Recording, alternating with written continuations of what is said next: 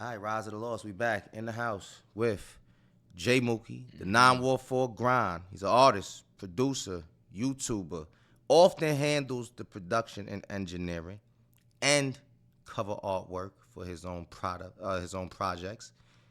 JMookie is the name, 914, aka the grind 14. Welcome. Thank you for having me. Thank you. Yes. It's a pleasure to have you in the building. I'm gonna jump right into it. Not my twin. Talk to me about it. Shit, honestly, I made that song last year. Like, that was in June. Like, that was just, I had made the beat and like it just sounded crazy. And I was like, I need more like songs to really turn up, like perform. Like, that was when like I was just getting into performing like live. So yeah, I don't know. I just started punching in and just took off. Like, I ain't stopped. Like, whole song just recorded that. Like, that's a big energy one. So I did get the state off the rip that you are a producer, you are an artist, you are an engineer, you are the all-in-one. I asked you before we got rolling, but I want to ask you again. How is it that you are able to sustain yourself as an artist, wearing all of those hats and still keep that energy? When you say energy, you mean in terms of recording or just my workflow? You even wanting to still be the artist, because remember I said earlier, not everybody wants to wear all them hats, because the more hats you put on, it starts to feel more like work and less like I'm just having fun. So how are you able to, because you obviously, you talking about you just getting into performing now, so you're still not only having the fun but looking at what's next for you as an artist. How are you, a person that's wearing all those hats, doing all the work yourself, able to do it all and still have love for it? Well, I feel like it's like, cause all of it's hand in hand. So when I perform, when people like, all right, when I show someone my song, like I was running on a track the other day, and like I seen these kids, they was like boxing and they was listening to music. I was like, yo, I got a song for y'all. I played them, not my twin, literally. And then the first thing he said was, I like the beat. Normally, if it's another artist, they ain't make the beat.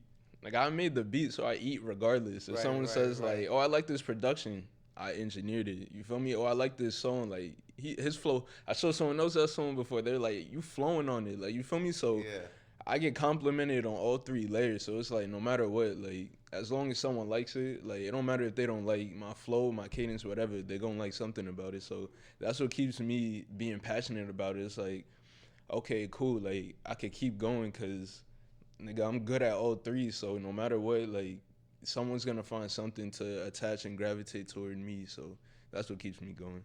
That's dope. So you're a true DIY artist. You know, a lot of artists say, yo, I'm doing it all. It's all me. I'm a solo act. Realistically, they're really not. They have a producer. My producer's right here. They have an engineer. They have a team of people. If they don't have a team, they have somebody else that's doing something. Someone they reach out to. They'll give me a piece of cover artwork. I'll send you $50, $25. Have you been able to make more comrades in music, or has it separated you and kind of isolated you from your peers? See, it's allowed me, like, I feel like me, I'm a natural talker, so I'm always talk to people, network with people, and it's like, it allows me to network in a sense where it's like, I can give beats to people, like, I can collaborate with people, but me, I'm an introvert, so it's like, I'd rather just do things alone. But I understand, like, this is a business at the end of the day. Like, you have to collaborate with people, you have to expand and outreach. So it's kind of just being an adult, maturing, and like, okay, cool, like, I like to do this alone, but you have to think of things from, it's fucked up, but like, what can I gain from this? Like, you feel me? Like, you gotta do things. Right. So, like, you feel me? Like, you gotta do things for yourself at the same time. Like, that is fucked up. He said, I know it's fucked up. Nah, I don't think it's fucked up. I think a lot of us don't want to be the bad guy, so we won't create a standard, or we'll have a standard for everybody else, but we won't hold the standard and hold the line with our friends. Because it's like, I don't want to tell my homie he's straight ass, even though his nigga straight ass, because that's my homie.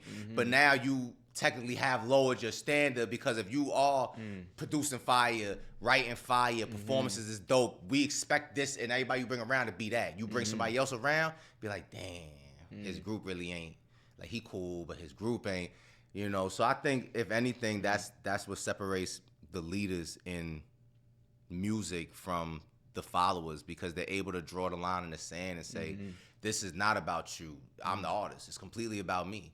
You know, I love you to death, but that don't work with my brand. That don't work with my sound. That don't work with my fans. Like, my fans ain't gonna like this. And, you know, I've had that conversation with my producer recently and in the past, and that's something that a lot of us, myself included, we don't always take the time to look at. So credit and kudos to you.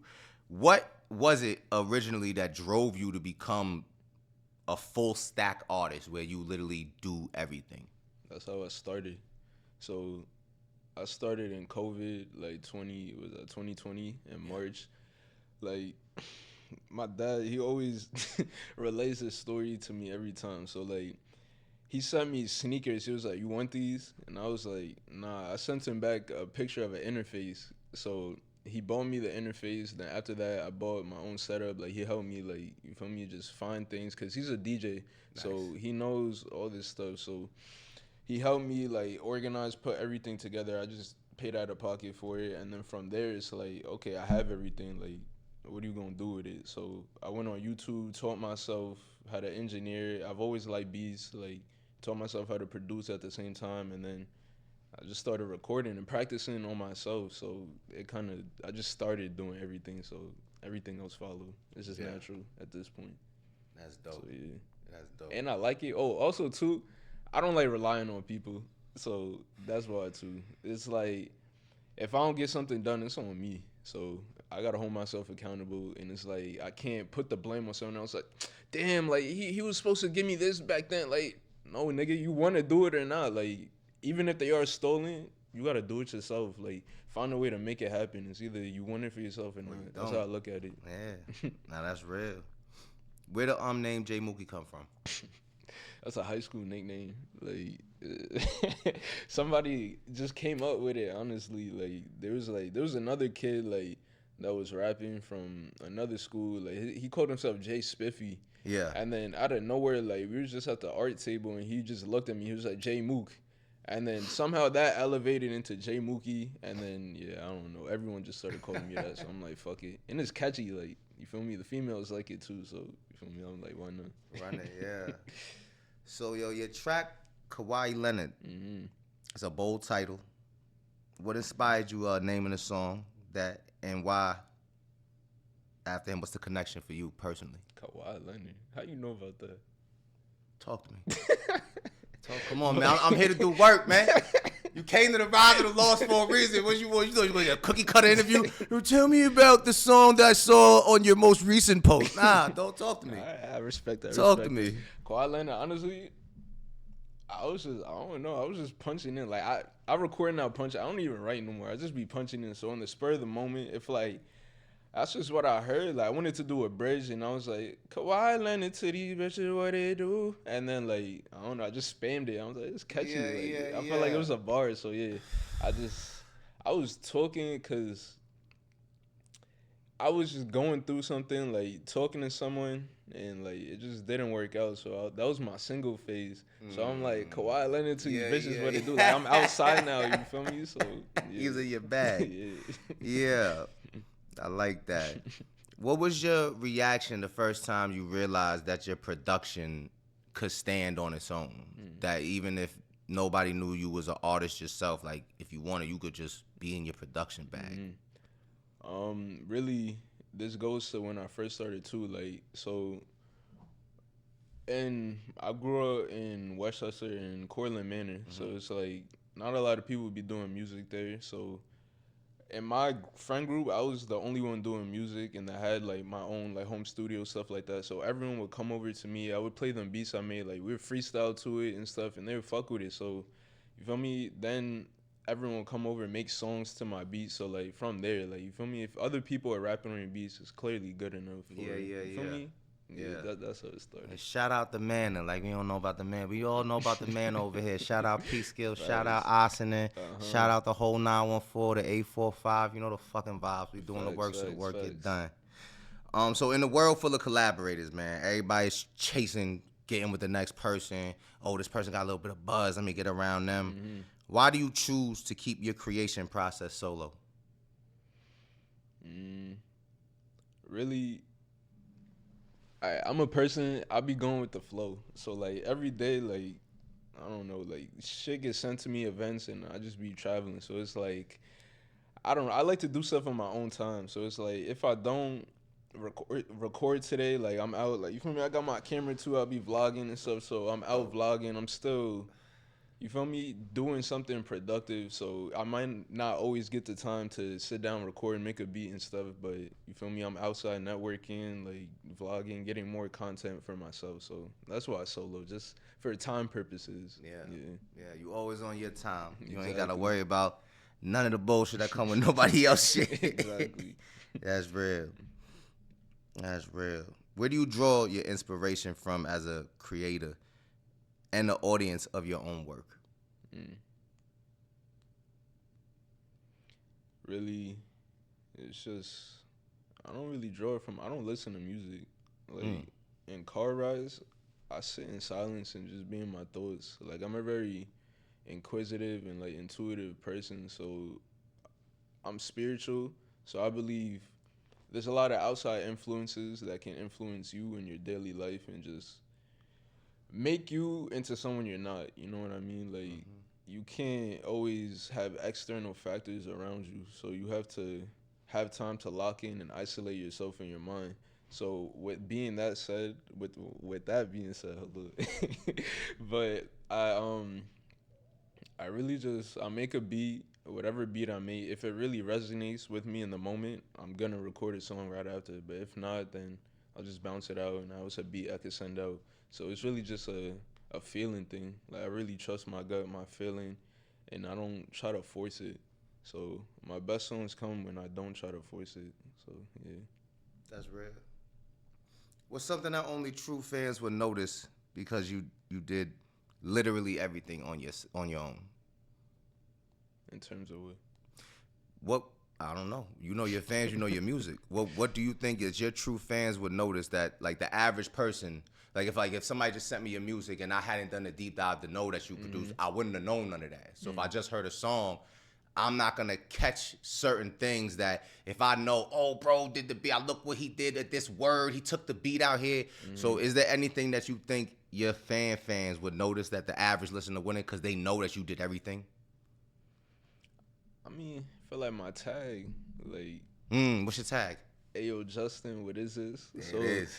That my true fans know, you feel me? Like, even it may say JMookie, produced by JMookie, but people know, like, that's me. My real name Justin, so when you hear that tag, that's me. Like, that's Justin, you feel me? So that's what I feel like they would know. And just my bounce, like, you feel me? My beats be bouncy, like, you can just feel it. Like, people have even said, like this is a JMookie beat, like, it sounds unique. Like, it's not gonna sound, even if I'm trying to do a genre like Sexy Joe, for instance, like, it's still gonna sound like me. Like, you feel me? It's not gonna sound like other people. You got your signature sound brewing. Exactly. That's real. But what about you? Like, would you ever step into producing anything? I do.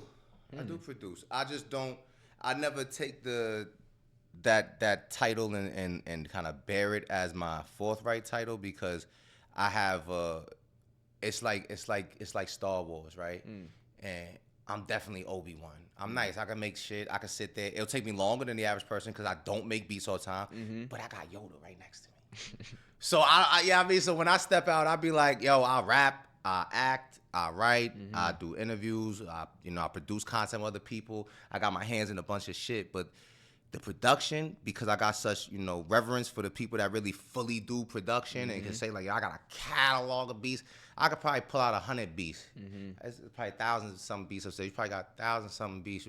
That's the producer. You know what I mean? I got cousins that are producers, so it's like I produce, but I'm not a producer. Don't discredit. It's not a discredit. It's not a discredit. I told you I'm Obi-Wan. Yeah. I didn't discredit. Nigga. Obi-Wan's not a joke. I'm nice. I'm just saying Yoda's Yoda. I get that, but you still a producer. I would still call you a producer. You feel me? You still taking the power to even try it. Like, I got whole projects I produce on my own. That's how whole EP works on the beat, all that. Yeah. I got joints I did on my own.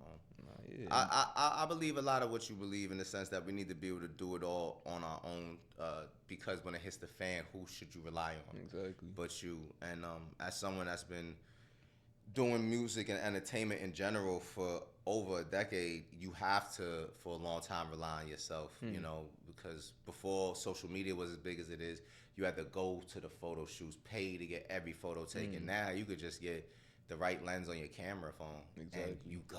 You got everything you need now. So it's easier now to get it all done. And, you know, before there were more excuses that people would accept. Now you can't make those excuses no more. It's like you said, you either did it or you didn't. You either really wanted it or you didn't. You know, what's just, you go on YouTube and learn it all. Who you gonna say, my mom didn't pay for it? Why you go to YouTube? Exactly. You could literally jailbreak a program. You know what I mean? Like, you could do whatever to get whatever. So there's no excuses. But yeah, I might maybe later on step into the role like executive producer, because we do, from the Culture Music House, release a bunch of independent artists like yourself. We work with independent artists, so I think that would be more of a role that I would want to wear the title of executive producer, because then it's more like the DJ Khaled, like this. No, you know, I got this. I'll be able to bring you in, and it's DJ Khaled. I'm executive producer, but you produced the beat. We know you produced it, but I executive produced. Because I brought everybody.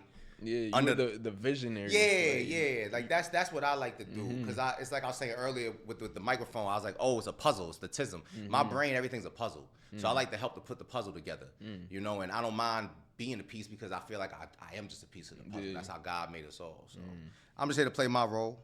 You know, ain't nothing wrong with that. You feel me? Everybody got to play their role at some point. Like, you can't always be the star in everything. Like, you feel me? Let's say, like, even if you're an artist, you're the biggest artist, like, it don't matter. Like, if someone has a vision, like you just said, a DJ Khaled comes to you, you got to sit back, let him work, you feel me? You got to trust his vision, because at the end of the day, if you come in here with an ego, acting like, oh, I'm the shit, I don't need this, like, who the fuck is this nigga? Like, you feel me? Like, you can't have that mentality. Like, you're not going to go nowhere, because at the end of the day, let's say you would have trusted his vision. That's a #1 hit now. Now your life even more elevated, and you feel me? You can be even more of a star than you are. So you gotta know when to sit back and, you feel me, just chill. Facts. that was a gem. I hope y'all took notice. Learn when the fuck to sit back and just chill. Just chill. What's a moment when self-love and your artistry clashed with what you might consider to be industry expectations?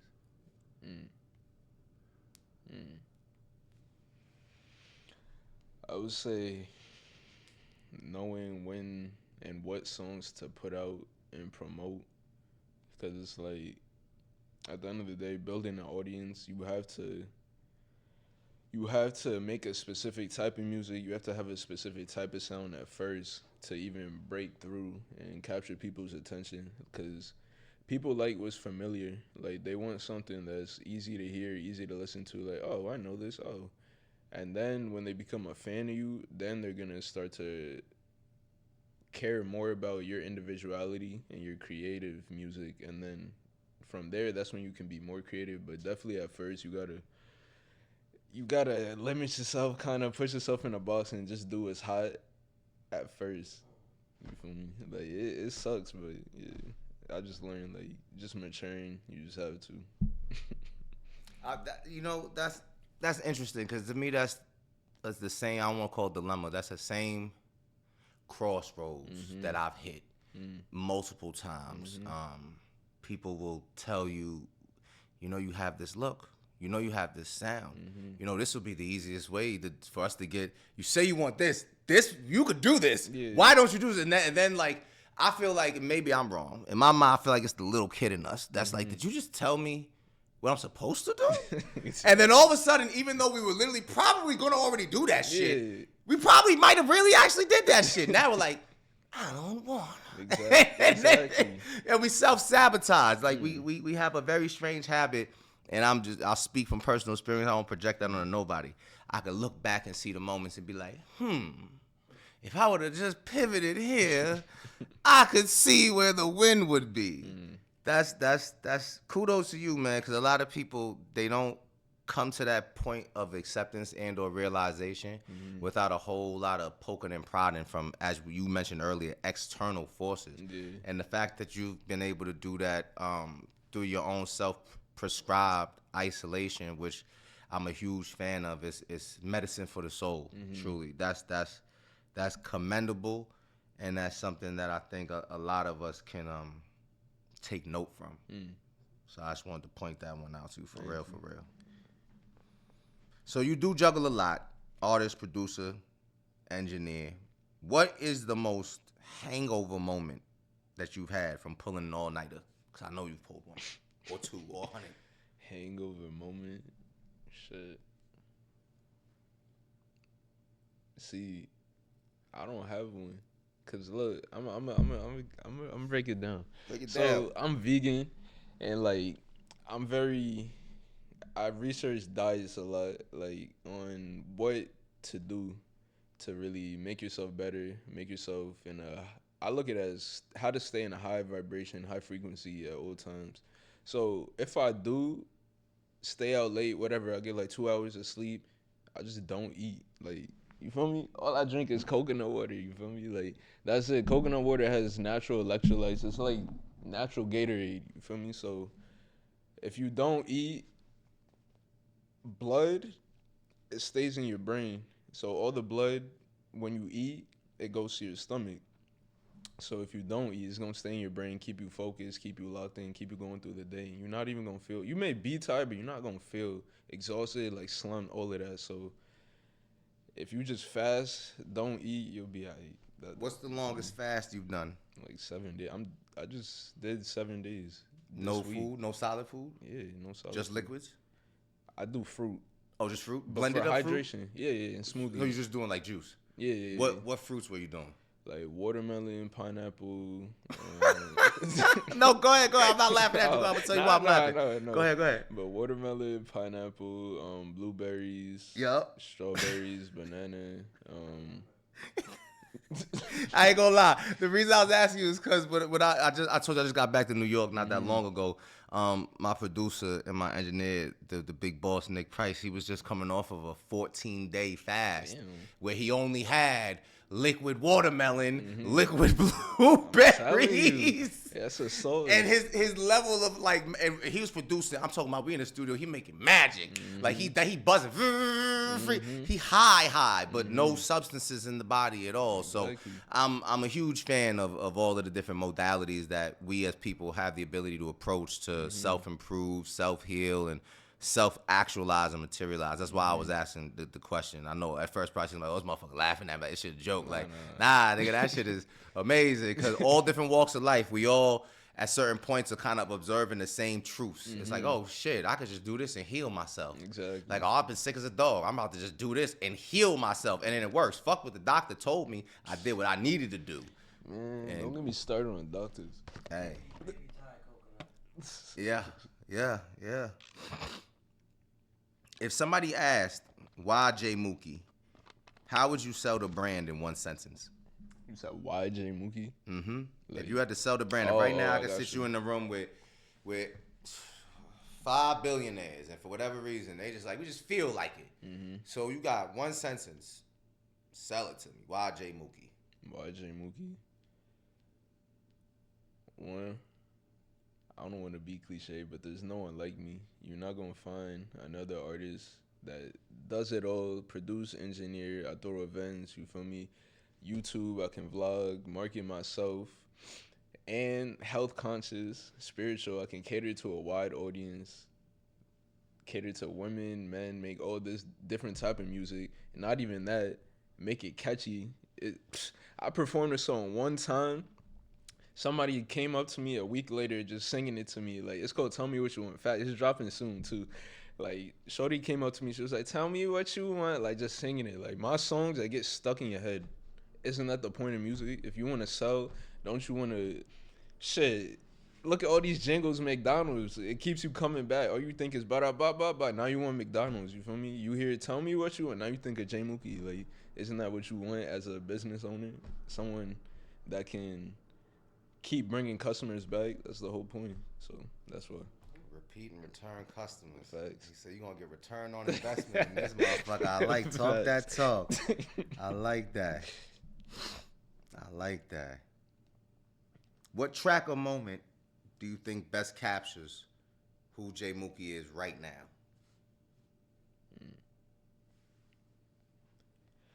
My performances, like, I love performing. Like, I'm just raw and just, I don't know. I just be doing anything. Like, I kind of really just feel it, get in that zone, and like, just go crazy. Like, You in your performance bag right now. Exactly. You finding your stage legs. You comfortable on stage now. But the thing I will say though, like what I was telling you earlier about me not smoking right now, like, Yeah. I'm alright. So I was doing that, but I was relying on smoking to really just get me in that zone. So I did perform sober, and I felt off. I was like, what the fuck? I was like, that shit threw me off. So I'm relearning how to do that now sober, because I feel like I don't want to depend on weed for that. Like, I should be able to invoke all that same conviction that I have high as fuck on stage sober. So hell yeah, that's because it's all you. Exactly. It's all you. Mm-hmm. That's crazy. So that's my battle right now. That's a good look. That's crazy because, you know, I have a lot of conversations with my brother Nick here, and we talk about just hip hop in general. And one thing that he has said before, very recently, was that, like, you know, certain people like me don't really fit the old cliche, not cliche, but cliche version of what hip hop is, because it's like, yeah, you smoke weed, but it's like, bro, you're healthy. Exactly. And he's like, what? I'm like, what? And he's like, you're healthy, bro. He's like, that's not what hip hop is. I'm like, and in my mind, I'm like, I think nowadays it is what hip hop is. Because there's like this new generation, and I'm so glad, you know, to be able to interview you right now, because like you're like proof to and again, it's anecdotal. You're one person. There's millions and billions. There's still a whole dope fiend out fucking. Let's not play dumb. Skrilla's popping right now. 6-7's a fucking thing. Whippets is a thing again for no reason. So I'm not gonna play dumb like I don't know. There's still like a sickening epidemic, but there wasn't this much back then of quote unquote balance starting to form, because you even got people like Waka Flocka who's like, I'm still turned the fuck up but vegan. Yeah. And then it's like Styles P, and it's like gun toting Nas, I'm vegan. And it's like no, we're not perfect, no one's perfect, but we're starting to find balance. Like, we're starting to find, and it's accepted to have balance, and no one's looking at you like back then. It was like, yo, you're whack because you're trying to be healthy. Now it's like, you not trying to be healthy? You bugging the fuck out. You know what they doing to us? Exactly. Now niggas just be like, you act like you don't know what they doing to us now? All right, cool, I'm out. You good. Exactly. You People good. are waking up. That's what it is. Yeah. So it's like, now it's frowned upon you not being woke. Like, it's the opposite back then. Shit. Oh, shit. So, again, I want to keep highlighting the fact that you do everything. With that being said, is there part of your process that you'd eventually want to outsource, or do you just truly love doing it all so much that even if you got to the point where right now we needed you on a national tour, potentially next year we're talking global tour, real big shit, that yes, is it humanly possible for you to do this on your own? I think so. Will you probably have no hair by the end of next year? Probably. Maybe not. I'm not wishing it on you. You might be that nigga. But if you got to that position where it's like, whoa, the world's in the palm of my hands, would you still want it to just be all you, or would you want to outsource certain things? I would definitely outsource. Like, at the end of the day, everyone needs a team around them. Like, a team could get you further than you can by yourself. The right team, I should say. So I feel like that's something I'm even trying to venture out and explore right now. Just finding a team, like a tribe, really, that I can rely on, but at the same time, I can still have that same kind of isolation when I need be. So I don't want us to all rely on each other. But like, we shouldn't need each other. No codependence. Exactly. That's dope. What specifically would you outsource first? If you had the ability to, what would be the first thing you would outsource? And what would be the thing you would never outsource?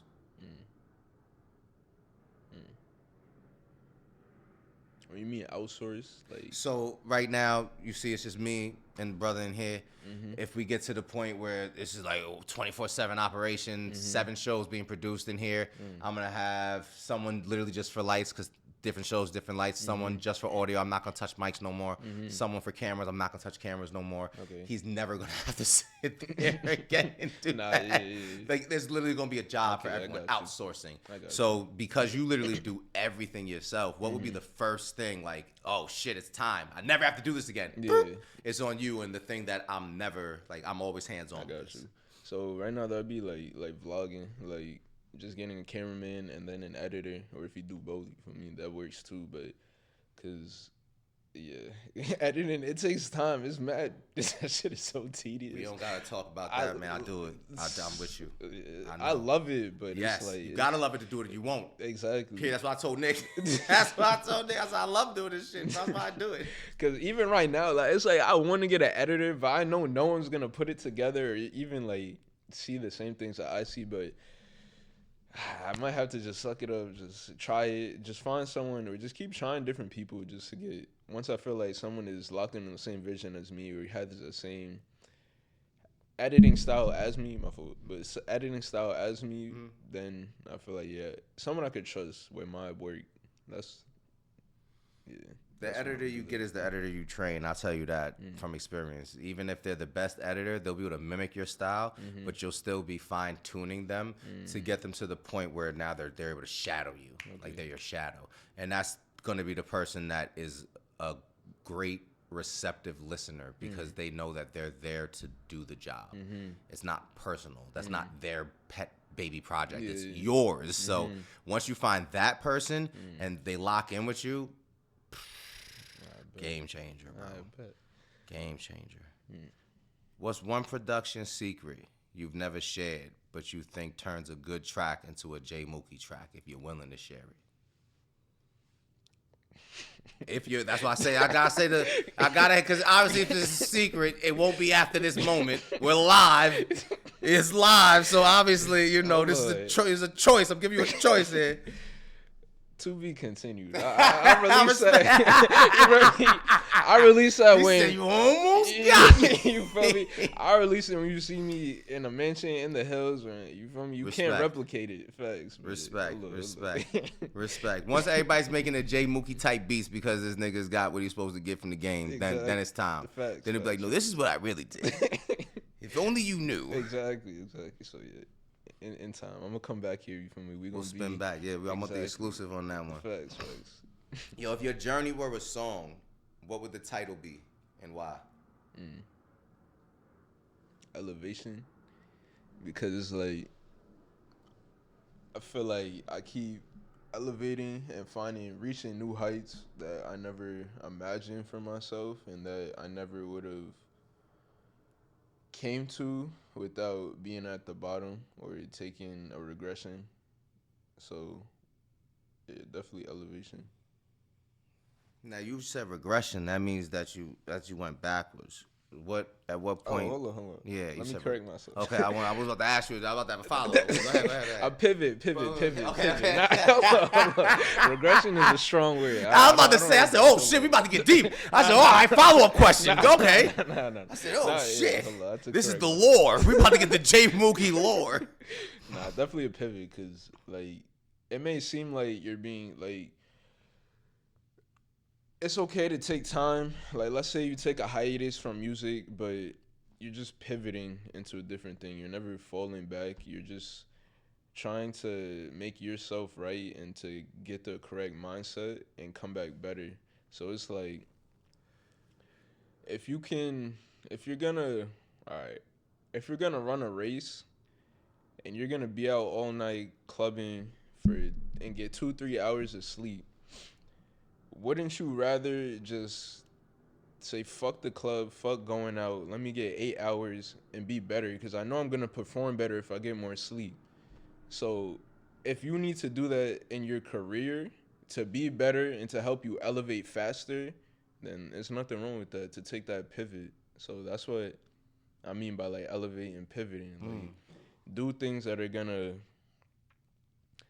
allow you to be efficient because efficiency is key. Like you can pump stuff out at 20%. You can do 100 songs at 20%. But if you do one song at 100% and that's the hit that makes you take off, then what the fuck was the point of doing the 100 songs at 20%? Like, you feel me? That's not good efficiency. Truth. So yeah. Truth. You have a very practical approach to music in general, just even your observations and your mental management of it.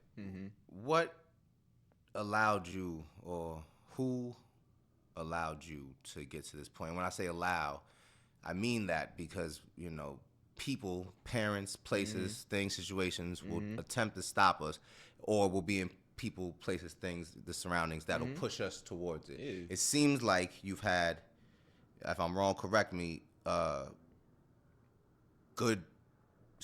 great support system, a sound support system where it didn't seem like there was nobody in your ear like, you doing the devil's work, you should stop. You don't question, like everything you're saying is with great confidence. You're very assured of yourself. You're knowledgeable. You've researched certain things, not certain things. Seems like everything you've done thus far, you have put the time in to research. So you're speaking from a place of personal knowledge, anecdotal knowledge, and general knowledge, which is great. So what has allowed you, or who has allowed you to get to this point? I would say my dad. Because he was a big DJ, like in the reggae world. Like he used to tour the world, all that stuff. So he has the experience, he has the ear. So growing up, just hearing all the different genres of music he played, everything he played, and even to this day, he literally tells me, like, he gives me the same things like I preach. Like these are like, it stems from him, and like now my own take on it, my rendition of it. So really him, yeah, just his experience and just trusting. Facts. Shout out my pops. Shout out to the OG. That's and that right there. Let that be a lesson. Let that be a lesson in and of itself for a lot of us, man. It starts at home. It starts at home for real. What does your journey look like going forward? What do you have coming up? Coming up, definitely more shows. Another song word, 2026. Facts. I'm getting my business right. I feel like that's the most important thing, because I was doing things on a whim before, like just coming out of pocket, and I realized like I study like financial literacy and stuff. So all these people that have businesses, they don't use their own money. They like, you feel me? Like they take loans from the bank, they get funding, like, you feel me? So it's like I realized, why am I draining myself? And at the end of the day, like I was pouring all my money into these events and not making money off of it. So I'm like, why am I doing that and taking a loss when I can just borrow money and then do that, and then now I have more for myself to pour back into myself. So it's like now I'm not as drained, and now I can be more efficient, like what I just said. You feel me? So getting closer to putting out that 100%. Exactly. So yeah, that's my next steps right now. Just foundations of everything. You feel me? Exactly. Just having patience and not rushing things. Like really, just like you said, it's a journey. So I feel old. Like I have an old mindset. Like I'm 24, but like I feel like I'm 35. You feel me? Just how I think. So just really realizing that, understanding that, and just going with the flow. Just you're really ahead of the curve. Exactly. So you're able to chill because you actually understand that you're ahead of the curve. You see it. You're not. That's where that sense of security comes from, because you've earned it. Kudos to you, man. Kudos. Thank you. The work is being done, is seen. We definitely appreciate that over here. If you could go back and tell your younger self at 5 years old one thing and one thing only, what would you tell him and why? just be yourself. Like, it took a long time for me to just express my individuality. And like, as a kid, I was the most like, hold on. I was the most like, I was a kid with the most personality, always dancing, just funny, like just a fun loving kid. And it's like, I don't know, at a certain point in my life that just switched. And I was like, I limited that and like suppressed that. So now it's like, I feel like I get to be a kid again and really express that to the world. So now I'm just really fully living in it without cares. So definitely just be yourself. Younger Justin, facts. That's dope. That's dope. There's a lot of artists that even in their mid-20s, mid-30s, some even in their 40s, are still having issues with that very thing. If you could say anything to them, because they obviously have heard be yourself and it's not working for them. If you could say something to them as someone who knows that that's the same direction you're going, what would you say to them? I would say take a step back, really think about your life and realize what makes you happy. What what are you passionate about? First of all, do you know yourself? Look in the mirror, ask yourself, do I know myself? What do I like? What makes me happy? If you can't answer that, that's where you have to start. You feel me? And you hear it all the time, like people like they'll be 40, 50, work the job for 30 years, weren't happy. They finally found themselves and realized they like something, make a career switch.